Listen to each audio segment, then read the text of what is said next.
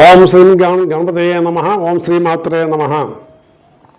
నేను మీ విఎస్ఎల్ శర్మ, వేమకోటి వాస్తు జ్యోతిష్యాలయం, Visakhapatnam, retired deputy collector. ఇప్పుడు మనం ఈ వీడియోలో శ్రీ విశ్వావసు నామ సంవత్సరంలో గోచార ఫలితాలు 12 రాసుల వారికి, 12 రాసుల వారికి తెలుసుకుంటాం.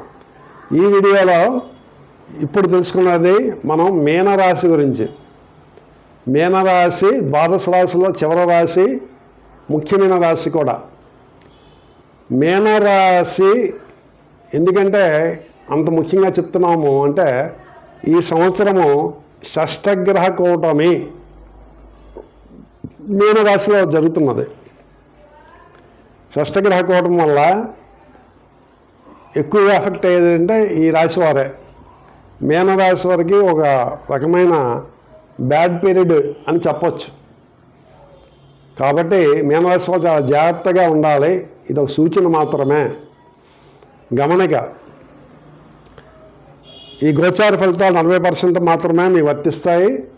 మిగతా 60% మీరు జన్మించిన జన్మ లగ్నము, ఆ రోజు గ్రహ సంచారము, మీ జన్మకుండల్లో గ్రహ సంచారము, ఇప్పుడు జరుగుతున్న దశ, అంతర్దశలు, వాటి బట్టి మీ ఫలితాలు ఉంటాయి జీవితంలో. కాబట్టి మీరు యథాతథంగా వీటిని చూసి భయపడవలసిన పని లేదు. ఇది విజ్ఞప్తి. ఇకపోతే మీనరాశిలో ఎవరు వస్తారంటే, పూర్వాభాద్ర 4వ పాదము, ఉత్తరాభాద్ర 1, 2, 3, 4 పాదములు, రేవతి 1, 2, 3 పాదం జన్మించిన వారందరూ కూడా మీనరాశి కింద వస్తారు. మీనరాశి ఫలితాలు వారికి వర్తిస్తాయి. ఇక ఆదాయం 5, వ్యయము 5, రాజ్యపూజ్యం 3, అవమానం 1. ఇది బాగుంది. వచ్చిందంతా ఖర్చు అయిపోతుంది.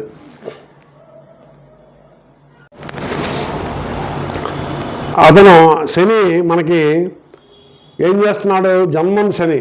ఈ శని వల్ల ఇబ్బందులు ఏంటంటే, తేజోహాని మతిభ్రంశం, మనఃపీడ భయం తదా, రోగార్తి బంధువైరంచ, వ్యసనం జన్మతే శని అన్నారు. అంటే జన్మ రాశి అందు శనిట తేజోహాని, మన ముఖం వచ్చేసి మారిపోతుంది. ఎంతో తేజోవంతమైన వాడు కూడా మాడిపోయి శరీరం అంతా అదలా అయిపోయి, ఏంటి ఇలా అయిపోయి ఉంటారు మనం చూసిన ఫ్రెండ్స్. అంత డిమ్ అయిపోతారు మనిషి.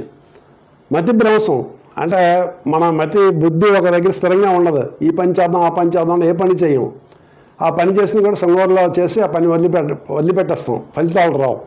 ఇవన్నీ చేస్తాడు. మనఃపీడ, మనస్సు ఎప్పుడు కూడా భయాందోళనతో ఉంటుంది, భీతితో ఉంటాడు, ఏమి చెప్పుకోలేని బాధతో ఉంటాడు అన్నమాట. అలాగే రోగార్తి, ఏదో రోగాలు నాలో ఉన్నాయి, నాకేదో రోగం వచ్చేస్తున్నా, తలనొప్పి వస్తే ఏదో పెద్ద హెడేక్, లోపల ఏమైనా అయిపోతున్నది, ఇలాగా భయం ఏర్పడుతుందన్నమాట. ఫియర్, ఒక ఫోబియా లాగా తయారవుతాడు మనిషి. దానివల్ల ఇబ్బందులు ఏర్పడతాయి. చిన్న చిన్న వాటికి కూడా భయపడుతూ ఉంటాడు. అలాగే బంధువైరం, బంధువులతో వైరం. వాడు ఒక మాట్లాడితే నువ్వు ఇంకో మాట్లాడతావు, నువ్వు వాడిన మాట అవతల వాడికి ఇంకోలాగా కనబడుతుంది. అంటే బంధువులతో వైరం, ఎప్పుడు వాళ్ళతో విరోధం ఏర్పడుతుంది, మాటలు లేకుండా అయిపోవడం పరిస్థితి అన్నీ వస్తాయి. అలాగే వ్యసనం లేని వాడికి వ్యసనాలు వస్తాయి. జోదము, మద్యపానము, బెట్టింగ్లు, ఇవన్నీ కూడా వస్తాయి. కాబట్టి చాలా జాగ్రత్తగా ఉండాలి. ఈ మీనరాశుల వారు వీళ్ళ మట్టుగా వ్యసనాలకు దూరంగా ఉండాలి. ఇది చెప్పుకోదగిన సూచన మీనరాశి వారికి. ఇకపోతే వీరికి గుడ్డుగా మెల్లమెల్లగా 6 కేతు మంచి ఫలితాన్ని ఇస్తాడు.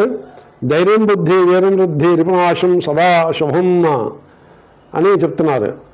కాబట్టి అతను ధైర్యం ఇస్తాడు. 6వ కేతు మంచి ఫలితాన్ని ఇస్తున్నాడు.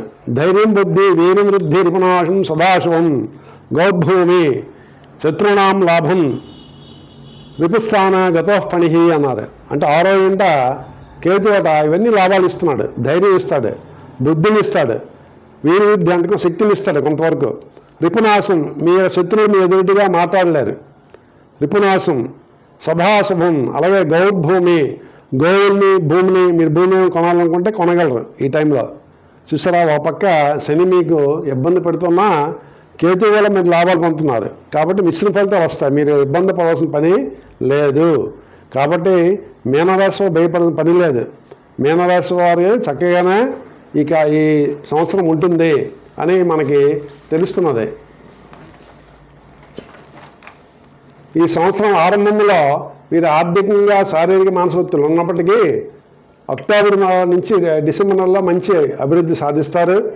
ఉద్యోగ వృత్తి రంగాల్లో మంచి విజయాలు సాధిస్తారు. విద్యార్థులకు ముఖ్యంగా మొదటి ప్రమోషన్స్ అంటే జూన్ జూలై కంటే రెండోసారి బాగుంటుంది. డిసెంబర్ నెలలో వాళ్ళు ఏదైనా ఉద్యోగం ప్రయత్నం చేస్తే ఫలిస్తాయి.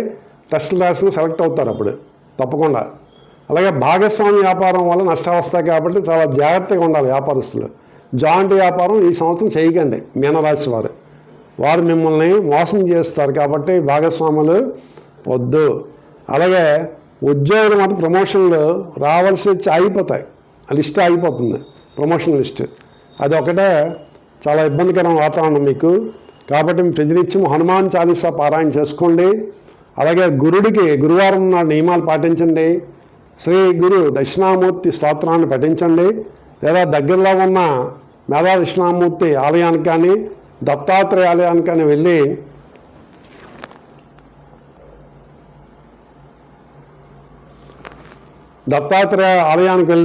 గురు స్తోత్రము గురుపాదుకా స్తోత్రాన్ని చదవండి. గురువారం నియమాలు పాటించండి. మరియు కొమ్ము శనగల్ని రుబ్బి ఆవుకి తినిపించండి. లేదా పేదవారికి గోధుమ పిండితో చపాతీలు వారికి ఇవ్వండి. తప్పకుండా మీకు గురుని కటాక్షవేషణాలు కలుగుతాయి. గురుగ్రహానికి అనుగ్రహం కలిగి మీకు తప్పకుండా మీ పనులన్నీ అయిపోకుండా పనులందు విజయం వస్తుంది. తప్పకుండాను గురుడు ఒక అనుగ్రహం కలుగుతుంది అనే ముఖ్య సూచన. వీరికి అదృష్ట సంఖ్య 3. కుడి చేతి ఉంగరపు వేలకి ఆకుపచ్చ ధరించండి.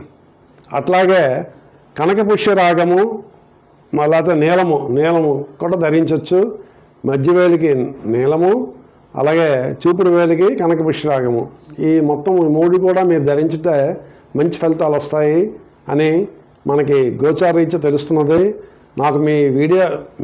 మీరు నా వీడియో నచ్చితే తప్పకుండా వీడియోని లైక్ చేయండి. ఫస్ట్ని ఆ లైక్ చేసిన తర్వాత సబ్స్క్రైబ్ చేయండి. తర్వాత షేర్ చేయండి మీ మిత్రులకి. దీనివల్ల మరికొన్ని మంచి వీడియోలు, ఇంకా వాస్తుకు సంబంధించినవి, సంఖ్యాశాస్త్రం సంబంధించిన, జమ్మాలకి సంబంధించిన వీడియోలు వస్తాయి. కాబట్టి మీరు నాకు సహకరించాలని కోరుకుంటూ మీద సెలవు తీసుకుంటున్నాను.